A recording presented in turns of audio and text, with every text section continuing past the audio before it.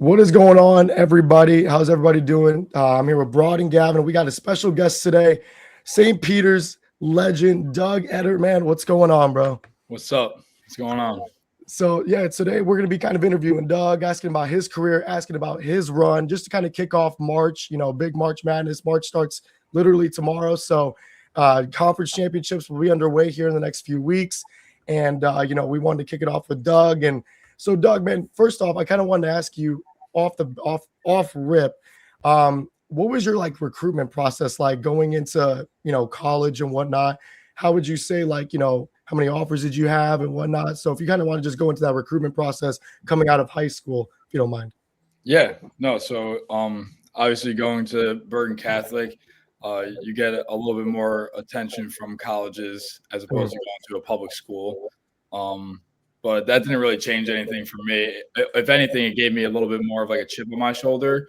I'm entering high school as a freshman, and to be honest, I was probably a Division III basketball player at the time, and it didn't look bright for my future there, just because of my lack of athleticism, my size.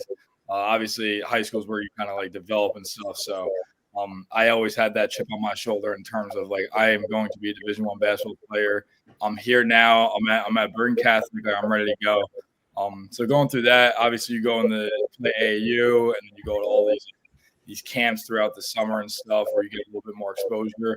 I didn't really start getting interest until going into my junior year. I got my first offer, which is from Fairleigh Dickinson. And their coaches were coming to a lot of my camp games and really just coming to high school game, AU games and stuff, showing some kind of interest. And then I only had 4 offers in total. So I had Wagner, Fairleigh Dickinson, the University of New Hampshire, and then St. Peter's. And so only having 4 offers, I thought I was going to be able to get more, honestly. Yeah. And start to look at other people and on social media, you're like, oh, this guy got this offer? No way. I'm way better, and all these different things. So I got my 4 offers, 0 stars, nothing crazy. It's good. I kind of like it that way, just because I always want that extra motivation in terms of I'm better than what a lot of people think I am. Yeah. So I going into my senior year, that's when I committed. So going into my senior year, I committed to St. Peter's, obviously. And I did that because I wanted to play my senior year free. Completely, I don't want to worry about where I'm going to school, what I'm doing after. I already know I'm doing Division I. Not that I don't care about my senior year. I'm going to still go and try to win and compete. But all that extra pressure is just completely off my shoulders. And I go out and have a phenomenal senior year. Yeah. To the point where I believe that if I didn't commit, I would get a lot more offers based on how I played. Yeah. But again, I don't know if I would play that well with that extra pressure of where am I going and all that stuff. So that's how it kind of went.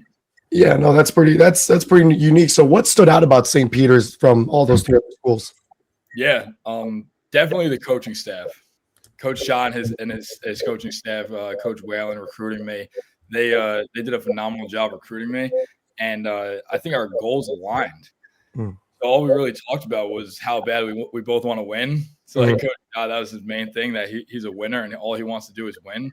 And that's I'm hardwired the same way. Yeah. So really just going there to have that same alignment in terms of what we're trying to get out of it. Yeah. It's a perfect fit. And then they kind of treated me like family right away. So that plays a major role into that. Also, not to mention 15 minutes from my house. So local, now my family's able to go to the games and stuff. Yeah. So that played a little bit of a factor in there. Yeah, dude, that's fine. So you were living at home. You weren't even living on campus and all that. You were just kind of just. Oh, no, I had to live on campus. Yeah, I had to live on campus. I'm just saying before it's 15 minutes and then my parents can drive to the games easily. But no, I had to be on campus there. Yeah. No, that's fire. That's fire. So, yeah, like I said, we're just going to kind of rotate questions too. So they're going to ask you questions as well. We're just going to be little conversation and whatnot, but that was pretty unique. The fact you're 15 minutes away from home, that not too far for your family too. So I'm assuming you would play a lot better, obviously, when your family was around and all that, put on a show for them. Yeah, exactly. So they used to come to the games and stuff, and I'm not one of those that there's a lot of, and now they're coaching high school, you see it all the time, and I saw it as a player, but not as much. The guys that everything they do, They look into the stands. I was not like that at all. Yeah, exactly. I'm completely opposite. If I'm looking at them to like make some kind of joke, or it's like if I trip over my own feet and fall down, I'll look at them. Yeah. I'm not like looking for that extra like, am I doing okay? Like hell no. I'm just out there hooping. They're watching me. We could talk after the game. Sometimes I didn't even see them in the crowd, and there's like barely anybody there. So I'm just that dialed into what's going on. Damn, he was locked in, basically, is what he's saying. He was locked. Yeah. He was locked. Yeah, a guy who doesn't want to know that his girlfriend's in the stands, because if he does, he's just going to choke under pressure. Yep. All right. So during your freshman year, like, what was like your welcome to college basketball moment? Like, damn, I'm playing Division I basketball, like a mid-major. Like, how did that go? Yeah, that's a great question. So going into college, and I think it's for any sport, and going from high school to college is completely different. So in my opinion, college basketball and high school basketball are two different sports. It's such a different pace of the game, the speed of the game, the strength, the athleticism. It's all different.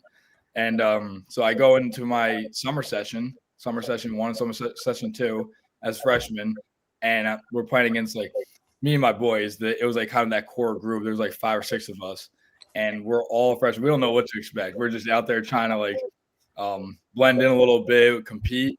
But I mean, they got guys that are freakishly athletic, fast, strong, all of it. It got to the point where in the summer going into I know I'm a Division I basketball player. I'm here now. I'm working. And it's like I had to call my dad and be like, yo, I don't know if I could play here. I can't even get my shot off. Yeah. It would look like I was getting catch and shoot shots that were wide open, and they'd be getting like tipped or blocked. I'm like, I don't get it. How is this possible? So that was a big time. Like I had to really make a decision. Like I got here. Now I have to go like earn it again. I got to go start all over where it's like, now I got to work my way up. And that kind of motivated me a lot to get in the gym more, get more reps, get in the weight room more, lifting, conditioning, try to increase my athleticism however I can, trying to get any kind of edge to help me out there. But going into there, I started my first scrimmage. We had a scrimmage against a D3 school that was down the block. And it was like a preseason game or whatever. And there was like fans were allowed to come and stuff. And I played really, really well. I got hot early. I had 18 points. So it was that was like wow, like I'm here, like I belong here. Made a bunch of shots. And then carrying this little forward for like unnecessary stuff, but it's pretty funny. That game, I thought I played great, right? I'm like there, I was playing good. And then the next day in film, I got ripped more than anybody else. My assistant coach came up to me before, because my head coach wasn't at the game. So my assistant coach came up to me. He's like, yo, like during this film session, just kind of take everything as like you're just learning and stuff. I was like, yeah, absolutely. Like, just had 18. I'm feeling good. Get in there. I'm getting ripped. I'm like, wow, are you serious? Defensive assignments, spacing things. I'm like, okay, like again, a whole new thing to me. So I'm that was pretty funny there. But that was kind of my intro to college basketball right there. No, absolutely. But let's talk about a highlight game of yours from your freshman year against another Jersey school, the Rider Bronx, where career high 7 3-pointers, 28 points. How were you feeling throughout that game? Like, what was your favorite moment throughout just the career high? Yeah, that was towards the end of the season. So I started off the season like red hot. At one point, I think I was leading the country in 3-point percentage early in my freshman season. And then I got into a little bit of a slump. And that towards the end of that Rider game and a couple games before and after that, that's when I kind of caught fire again. But yeah, no. So in that game in particular, warming up, I'll never forget it. Warming up, I was shooting with my boy, and my shot just felt phenomenal. Like he was shooting the ball well, I'm shooting the ball well, and it just looked really, really good. Feeling good, energetic. And then I actually go into that game, and I come down and hit a 3 in front of their bench, and their players had said something. So I'm like, okay. Whatever, I ignored it. And then the next possession, I know Coach Shaw, the way that he would do things is like, if I make a shot, that next play going down is for me. Like they're saying off-ball screens for me. They're trying to give me the ball. So I'm sitting in the corner and they call a play, strong check. And that I know that play is for me. And these kids on the bench, on the rider bench, were violating me, like talking crazy. They were making fun of my sneakers. I'm like, yo, what the? And I know that the play is coming for me, so I know as soon as I make the shot, I'm saying something right to them. And again, this is all in the first half. So we run the play, good screen, good pass, catch and shoot, bang, I make it. I start talking crazy to them. The ref gives me a technical foul for talking, and I'm like, dude. I wish like you could hear what they were saying to me. That kind of like led to it. But, you know, the second guy always gets caught. So whatever. I get my technical foul. I'm done for the first half. So I only had 6 points in the first half, and I barely played because I got my technical foul and I had to sit for the rest of the half. It's how it was. And then in the second half, that's when I caught fire again. I was hitting a bunch of threes, and like everything in me was holding me back from talking crazy and talking my stuff to them because I don't know. I just felt that extra, again, motivation, that kind of killer instinct. But yeah, so I think I had like 28 points in 14 minutes because I kind of did it myself. Damn. Yeah, I'm sending back to Lawrenceville. So Doug, you're saying that there was someone in the crowd that you were looking at every time you scored, giving you a little extra motivation, going back to what we were saying before. It was really the guys I was playing against. I was making shots. I wanted to start talking to him, but I was like, I think one of them at a time I hit one right in this kid's face, and he was like instigating me because they knew. Yeah, like, I needed one more, and I was a bit of a hothead. So they knew. I'm like holding my hands up, like I want to like go nuts. I just want to show the ref like I'm not doing anything. So real quick before we move on to the run, I want to ask you, in the MAC, what's the hardest environment in the MAC if you have to go from all the schools? The hardest environment in the MAC? That's a good question. I think it changed over the years, but overall speaking, I want to say it was Iona, my junior year, the year we made the run. Iona at their place. It was a sold out crowd. Like everybody was there. They were saying a lot of things. Like the crowd's energy was unreal. It's a smaller gym, so it's like the fans are right on top of you. And then Siena was always a hard place to play at too. They had a giant arena, but it was a super hard place to play at.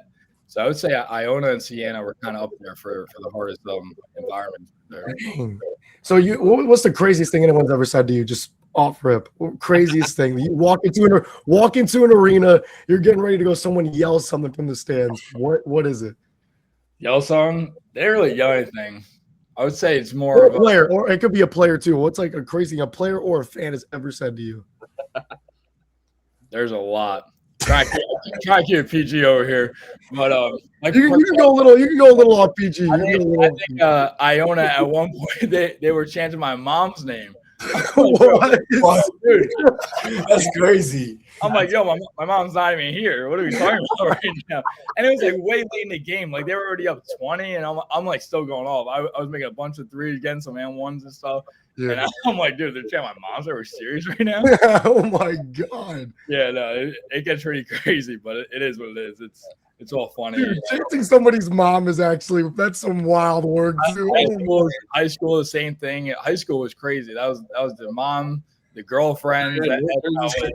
Is your mom like famous around Jersey or something? Like, my mom's like, when she heard about it, she thought it was hilarious. But she wasn't even at the game, so it was completely different. Yeah, so like I got a technical foul in high school because someone had said something in regards to that, but. Yeah, there's a lot that goes on that a lot of players they don't get enough credit for. Like athletes in general, of just being able to block everything out and stay focused. But I kind of feed off that kind of stuff. I know it's all for the game and stuff. I'm a big time like guy. Like let's get the tensions going. Let's start talking. Yeah, no, that's fire. That's a Bergen boy. I'm guessing that it had to be Don Bosco.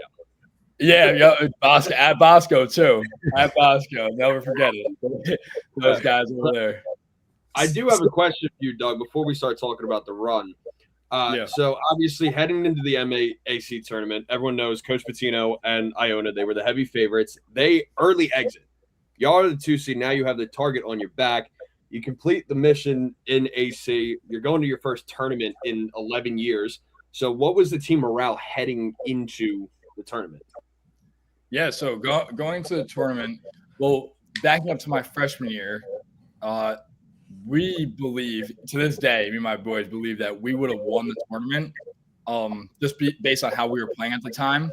Our talent level, we just beat Iona off a game winner, and then COVID kind of shut it down.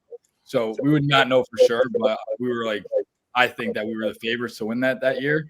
And then that getting shut down by COVID, it's like, damn, we did all that to just not even finish it out. Sophomore year was bad.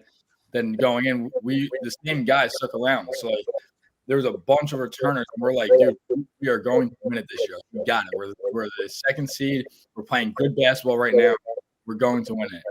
Our first game, I think we ended up playing Fairfield, but the game before us was that Ryder Iona game. And we're stretching, getting warmed up, getting like used to the environment. There's like a giant arena or whatever. And we see Iona lose. And now they're the ones here, and they were dominating the MAC for the most part. And we saw them lose, and we were looking around like, yo, like, I don't know. That was a huge, like, that helps us out a lot right there. So, see, that kind of gave us a little extra confidence, a little boost right there. But you never know what could happen in these tournaments, especially in March.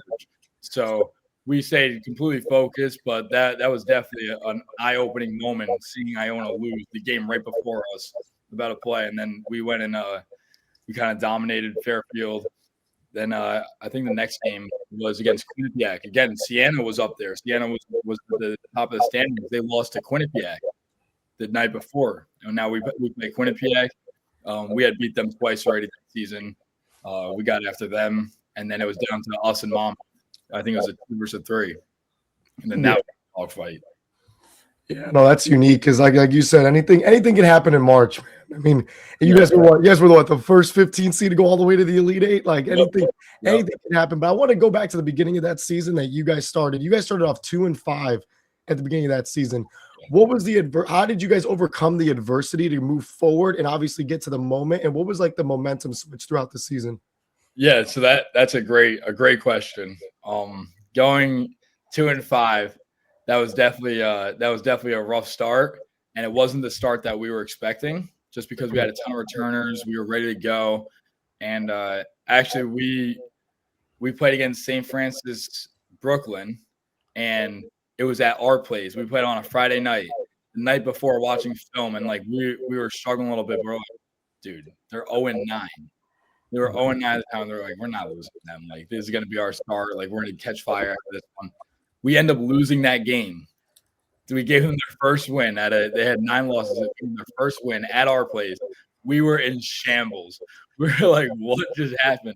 So then right after that, it was before MAC play. A bunch of us on the team got COVID.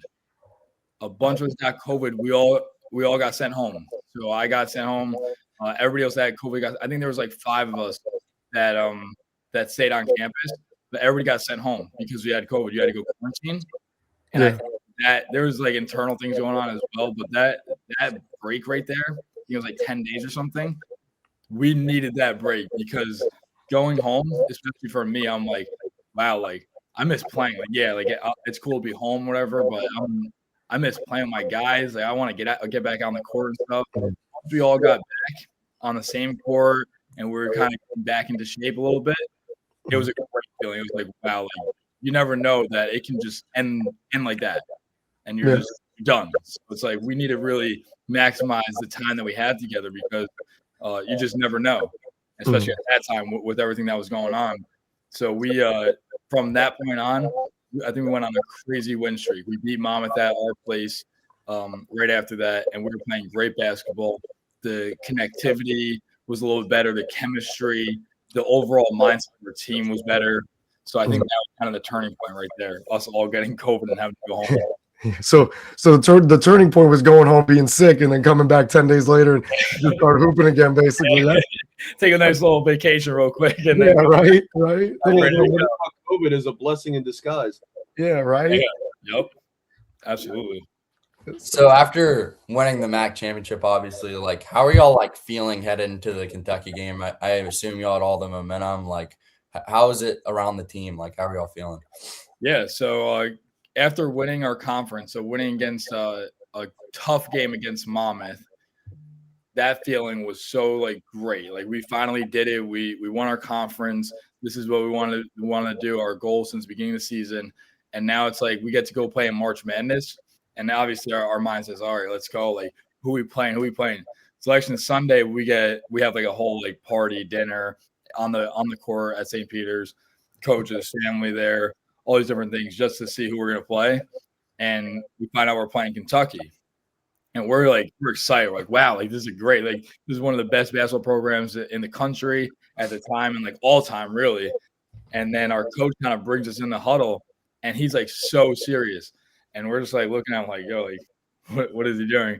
He goes, yeah, we're going to win. Like this isn't a fun, like let's go on a trip to like this is a business trip. We're going to win. They're very beatable. We're preparing like we've been preparing all season. We're winning this game.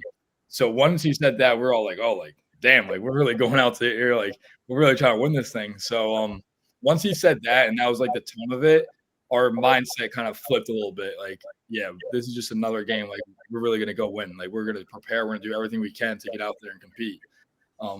So then that was a turning point. That week of preparation leading up to that Kentucky game might have been the most difficult week I've experienced in basketball, just because of how sharp you needed to be.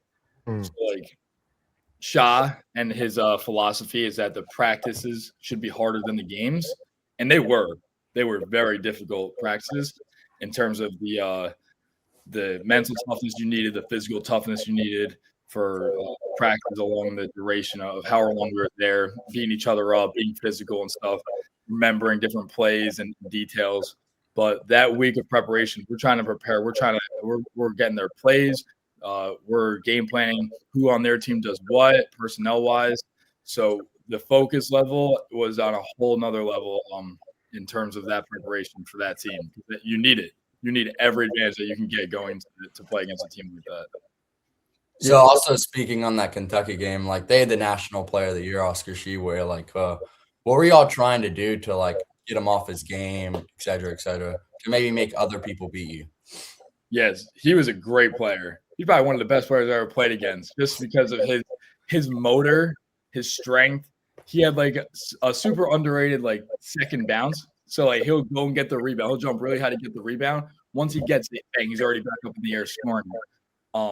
But yeah, so preparing for him and our game plan really was to be super physical.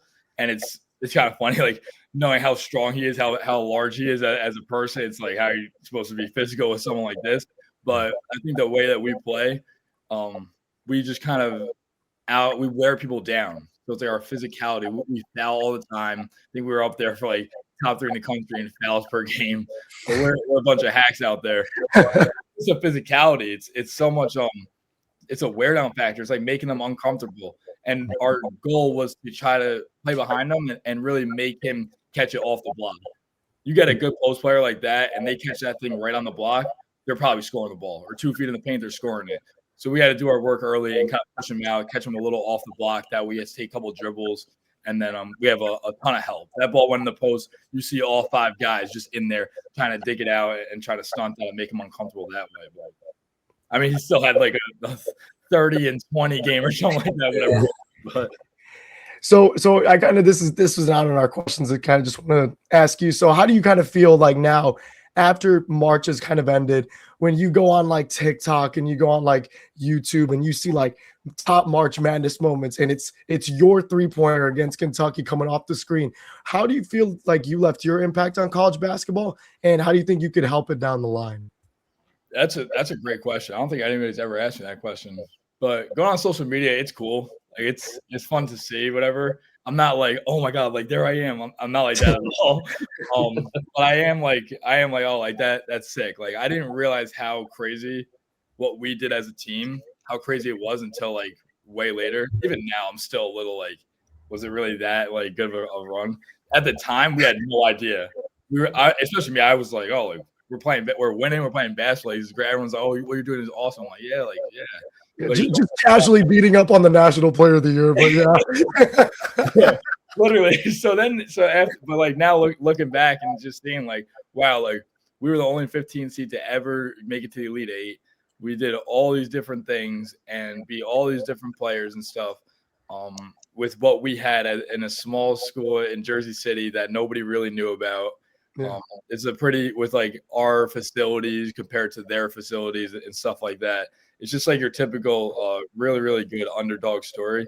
But seeing all that stuff is great and awesome. And it's just like it's great to see that everybody finds it so like inspiring. I think that's kind of what hits me the most is like when the younger generation comes up and is like, oh, like you're that guy. It's like I guess like, yeah, but my team did it. Like we did it as a team. It wasn't just like, oh, Doug beat Kentucky. That's kind of the biggest misconception that drives me crazy is Doug beat Kentucky, Doug beat Purdue. Like I did not beat them. My team beat them. Like we had without my players setting good screens, I probably don't get open.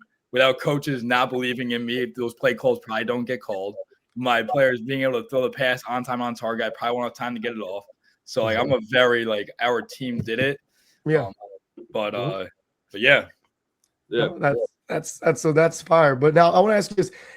Throughout the tournament, obviously, I'm assuming your phone is blowing up throughout the entire time. What was like a crazy text from maybe someone big, someone, just crazy text in general? What kind of messages were you getting during those, especially maybe from like, I hate to use the word famous people, but from people maybe a little higher than all of us, Yeah, that's a good one. I think first of all, after the Kentucky game, my phone blew up like for hundreds of text messages as soon as I got back to the locker room. And then everyone's like on their phone going live. We're celebrating. And I wasn't a big social media guy at all. Just because I don't know, I just never really found interest in it. But everyone's like, oh, Doug, like go on Instagram, go on Instagram. I'm like, yeah, like I had 1,300 followers going into the Kentucky game. So like, and that was like completely like whatever. I didn't care. It's like 1,000. Who cares? Yeah. And now I like go with my phone. It's like I refresh it. It goes to like 6,000. I'm like, damn, really? Refresh it again, 10,000. I'm like, what is going on? And it's like, I don't know if you know, like when you refresh on Instagram, you see in the top corner the followers, the hearts, and the comments. There's like 3 things. Every time I refreshed it, it was like 100, 100, 100. Refresh it, 100, 100, 100. I'm like, what is going on right now? So I kind of put my phone down and celebrated my team because I'm like, I wanted to be in the moment, not like on my phone, like what is going. Like I wanted to be in the moment and be with my teammates at that time. But it was great. But in terms of famous people reaching out, I think Mac Jones had reached out. Pretty cool. Jerry Rice. That's like one of the most like weirdest like worlds colliding Mac Jones and basketball. Yeah, Mac Jones, he's the guy. I think Jerry Rice was one of them. He reached out, which is pretty sick. Awesome. Yeah, there's a bunch of people that were kind of reaching out at the time, but I was like very appreciative of all of it, and I still am. Yeah, no, that's Jerry Rice and Mac Jones talking about a college basketball game. Let's go. That's fire. That's fine. I bet you flexed that for months at least. Yeah. But I do got to ask you, when you were talking about the size, because obviously St. Peter's, it's a smaller gym in Jersey City. You're playing mainly in front of less than 2,000 people. So what was like you and the guys, your like vibe of just letting the atmosphere sink in? Because, you played in Indy, you played in Philly at the home of the Pacers and the Sixers, 2 NBA arenas that hold up to like 35, 40,000 people, where you're like, holy crap, we're on the big stage. Like we made it. Yeah. So the day before you get to the way it works, you get to go and like have an hour practice. That's not the real practice. It's more of just a shoot around, but you have to go on the court and do it. So my parents were in Indiana at the time, and they said they went to when Kentucky was on the court before us, they kind of showed up like a little early to our practice, or like the crowd's allowed to watch, whatever, media's allowed to be there. So they showed up a little early. They said there were so many people watching Kentucky have this practice, and there was so much media. By the time like we got there, the whole place kind of like cleared out, and like there was like 2 like media people for us and like my parents and a couple of parents, and that was it. So seeing that, being on the court and just getting a feel for the basketballs and just the feeling of the environment, really nobody's in the gym. it was pretty good to kind of get that like practice run. You're on the hoop, whatever. You just get a feel. But walking out to that Kentucky game, when you're on the court, you look down at the other end of the court and you're like, all right, this guy's a little bigger than he was on film. Like he looks a little stronger than he was really seen on film and stuff. But for me personally, I had like a whole routine or whatever. The way I carried myself, you kind of switch it, you kind of turn into a different person or like have a different mode. And for me, this is kind of something I did throughout my whole career, which I think really helped me a lot. Was as soon as I stepped on the court in my house, I'm the best player on the court. I'm the best player on the court. I'm better than everybody. And it wasn't to be arrogant. It was more of just unmatched confidence. And I'm like walking around like my chest up. I'm walking around, looking around, like making loud noises. I'm like yelling. It got to the point where I like started barking. That's kind of like something I did. And it was just to show like I didn't care about anything. I didn't care who was watching, who was thinking what. I was out there. I felt like I was like in my element, just on the court, taking up space, running around, jumping around, just to make sure that I was good. Whereas like I'm very comfortable on this court right now. I'm very comfortable in front of all these different people. I don't care what anybody has to say. I don't care what anybody's thinking. I'm just out there having fun, doing something I love to do with my guys out there as well. So that was kind of my thought process on it. Yeah, no, that's a great story. That's great. That's great. Do you want to go into this one, Gavin? These two right here. Let me see. Hold up. Apologize. All right, yeah. So like going into like the MAC tournament, NCAA tournament, I felt like you were making every play down the stretch. Like, how did that go? Like, they felt like they were giving you the ball every time they needed a bucket, and you delivered every time. Yeah. So really, in the MAC tournament, it's kind of that Monmouth game. I had it going a little early, and I'm like one of those players where it's like the first one goes in, like a ton more following behind it. So in terms of that, I felt like I was like super comfortable. I was playing good basketball at the time. But again, it comes down to like the coach's play call and the players kind of executing it. It happened to be me that had the hot hand at the end of, like, let's say the Monmouth game. Like we had a play. I don't know if you guys remember. We were up 2, I think, and we hit a dagger 3 that kind of sealed the game with like under a minute left. But like that was just my team kind of executing the play, getting it to the open guy, and it just so happened to be me being the open guy. And then you get the Kentucky game or any game stretch. It's like if our coach sees something and you see the hot hand, it's like you have to try to get to the hot hand. And it just so happened to be me. It's not like you look at it, it's not me bringing the ball down saying, everybody get out of the way, let me just go do this at all. Everything was like really off the catch. Everything was off screen. So it's like all these different things play a role into getting the opportunity to make those shots. And then in terms of actually making the shot, that goes back to all the hard work, the countless reps, going to game speed, waking up early, staying up late to go get extra shots. Like I've shot those shots thousands of times with a high level of intent and focus. So it's like you've done it so many times that you're used to it. It's the same thing. It's not like you just magically go and knock these shots down. You just have to put in all the work to develop the confidence it takes. Like I've done this so many times. I'm making the shot. I'm not just doing it like, oh no, I'm making it. That's kind of the confidence you get from putting in all that work. Yeah. Now I do remember in that Kentucky game when you did the floater and it took a few bounces where you were obviously probably praying to God that went in. But what was the energy like in your mind when you came off the screen, hit the 3 for the lead, and then came up for that floater to go in, like obviously in overtime? Like what was your mindset and all that? Like how did you keep composure in that kind of moment? Yeah, that's a great question because not a lot of people know my thought process, and it's pretty funny, my thought process during all that. So we changed the game towards the end. We were going man-to-man the whole game, and then we ended up going a 2-2-1 press into a 2-3. So we went zone on them, and it worked for like the last 4 minutes. It kind of stood them up. They didn't know what to do. Our zone was really working. Everybody was communicating. We're all on the same page. So I'm like, okay, this is good. Offensively, I'm making shots. We're all making plays. We're keeping it close. And then I come off. I knew we had to get a shot off fast because we were down 2 and there's like 30 seconds left or however much time was left.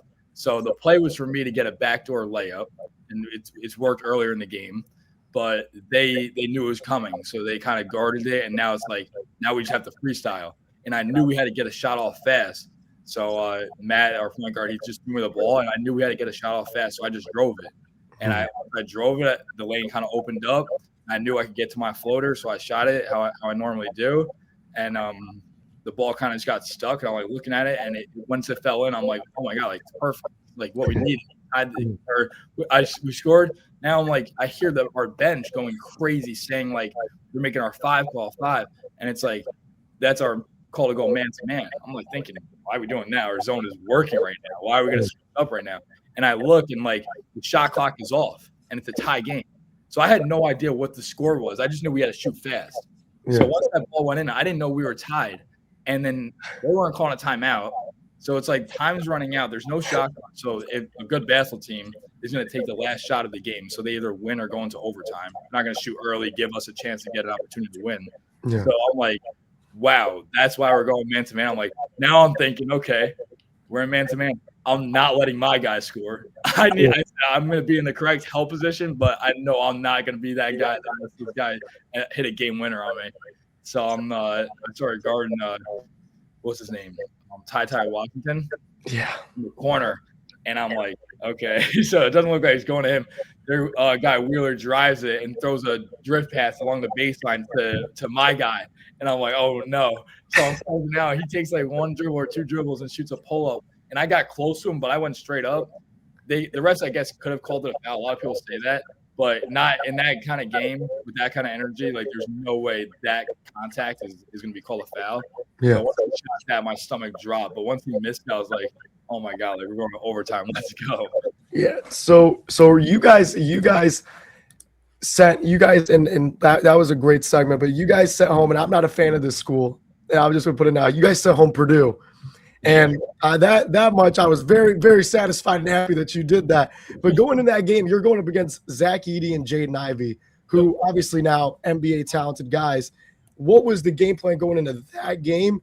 And how did you guys – how were you and yourself being able to – because obviously you're having to guard Ivy, and I know you guys played a lot of zone. You guys played a lot of zone in the Kentucky game, obviously. But you guys also played a lot of zone in that Purdue game too.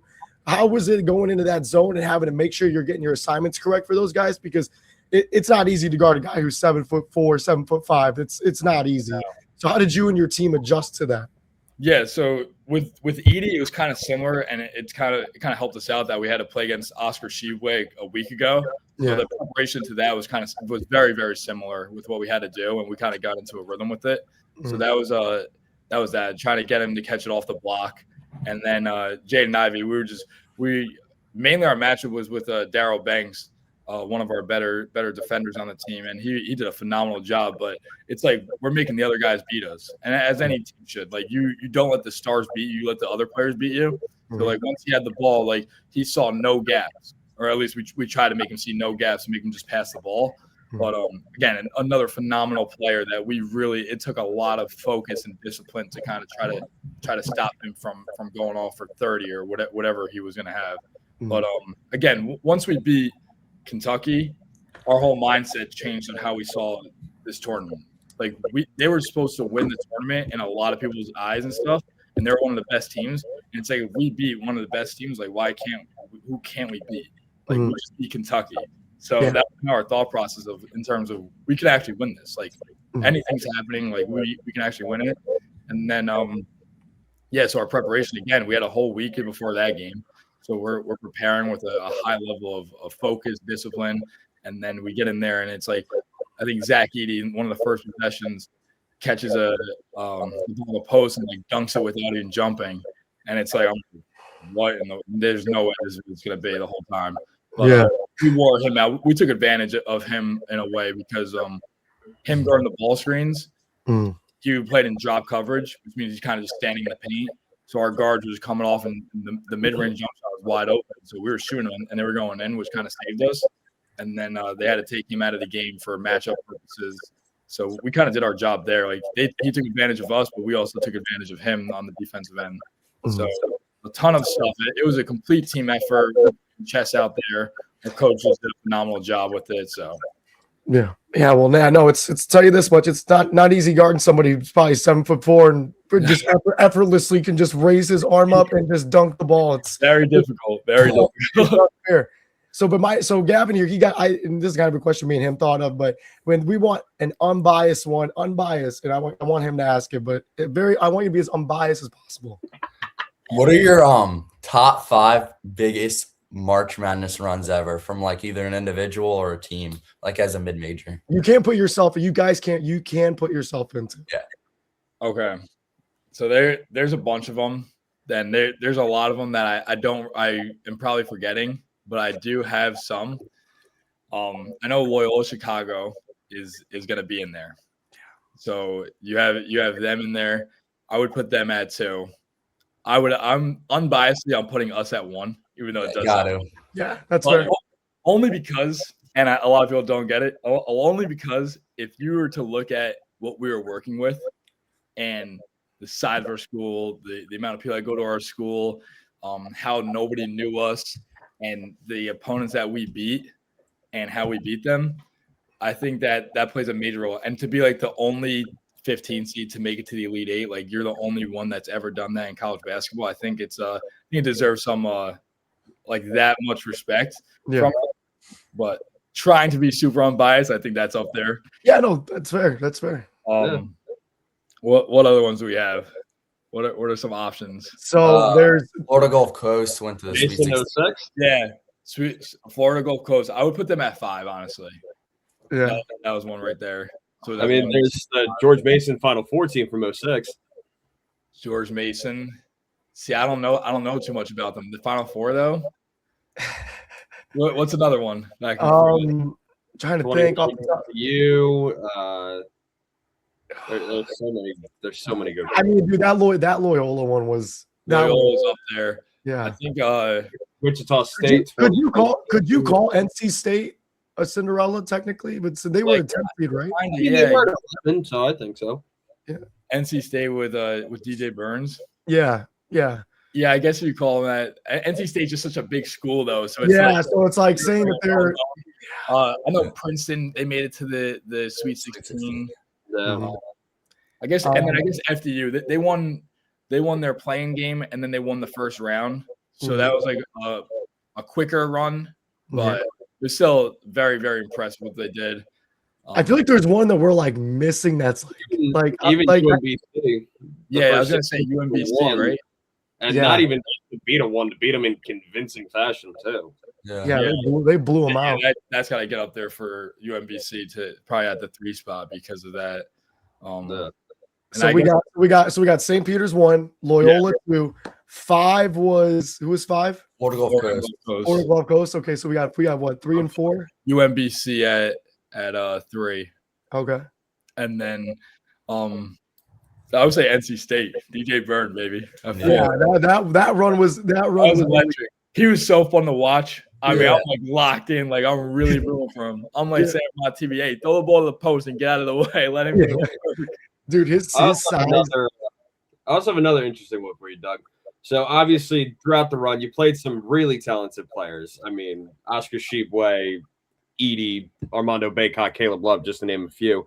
So if you were to look back at the 4 opponents that you played during the run and had to make a starting 5 out of all those guys, what would it look like? Wow.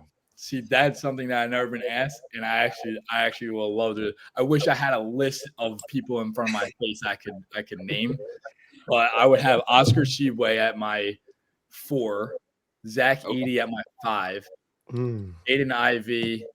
I guess you'd put him at the 2. I would put Caleb Love at the 3, and I would put RJ Davis at the 1. Not going with I did that kind of quick, so I didn't. Not a lot of thought went into that. Thought about it. You thought about that question. You're like sitting there late up at night. Well, I'm trying to find out where I could have made it a little bit better. But you got like Zach Edey and Oscar Sheepway. Obviously, the spacing wouldn't be good, but we're getting every rebound defensively and offensively with those two. And then like having to pick your choice between RJ Davis, Caleb Love, and Jaden Ivey. I think that's like a matchup problem all over the place. Yeah. I feel like I'm missing. There's a lot of guys on that UNC team that could be in there.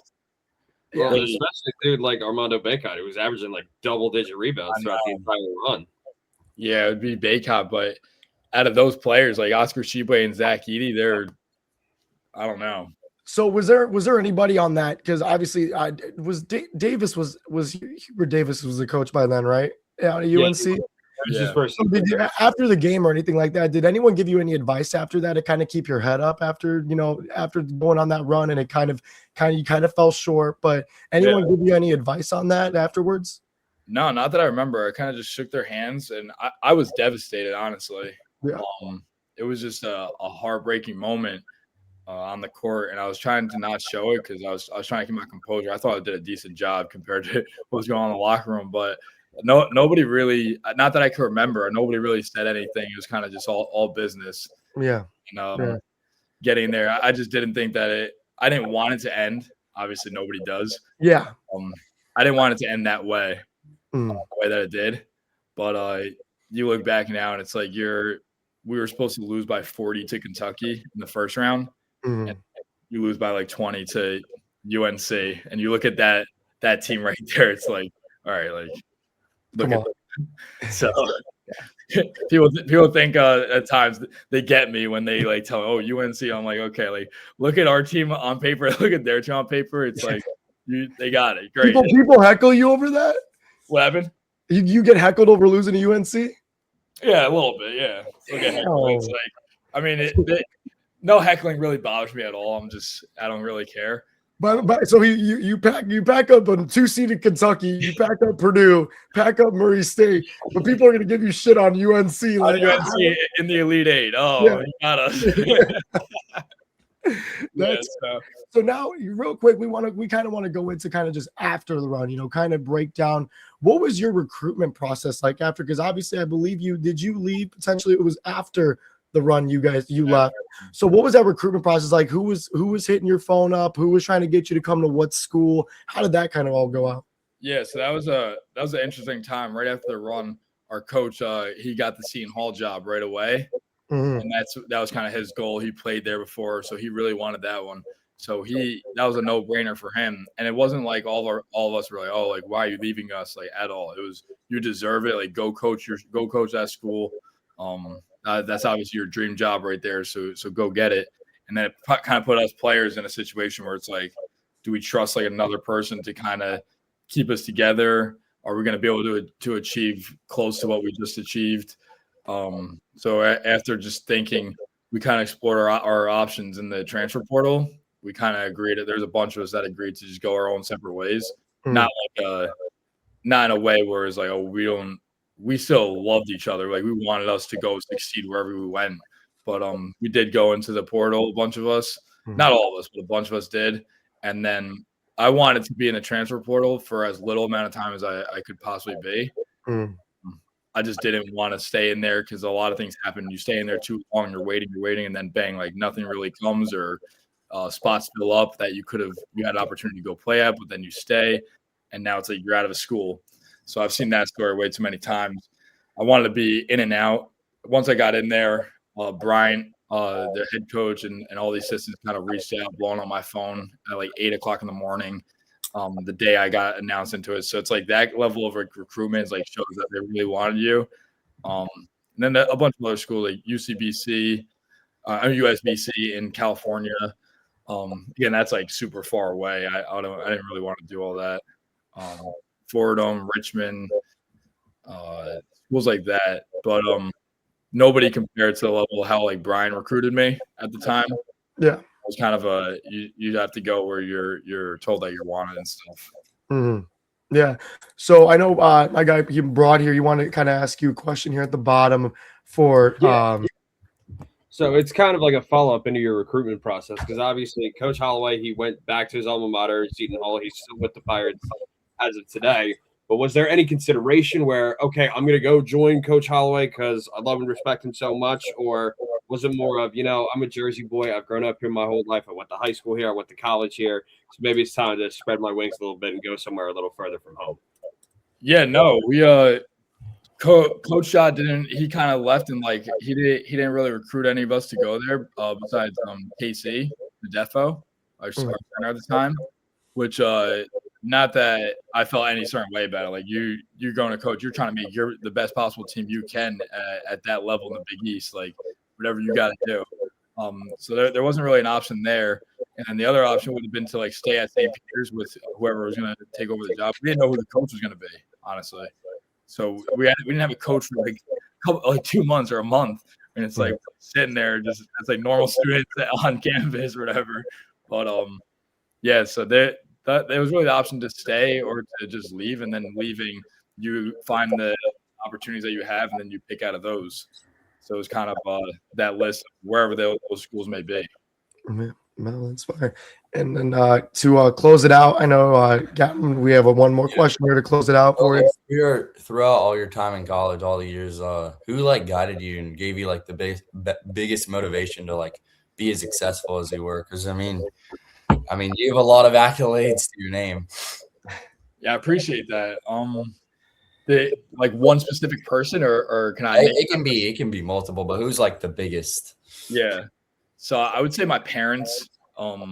That's definitely the two people, both my mom and my dad, in terms of them always being there for me, like the good times, bad times, because it wasn't all good times. I can tell you that. There's a lot of dark moments throughout that career right there, and it's times where it's like things get really difficult. It takes a lot of mental toughness to be able to perform at a high level and keep that love for the game and all that stuff. And if you ask any successful basketball player or really sports player in general, you'll know, like, they'll tell you that it is not all good stuff.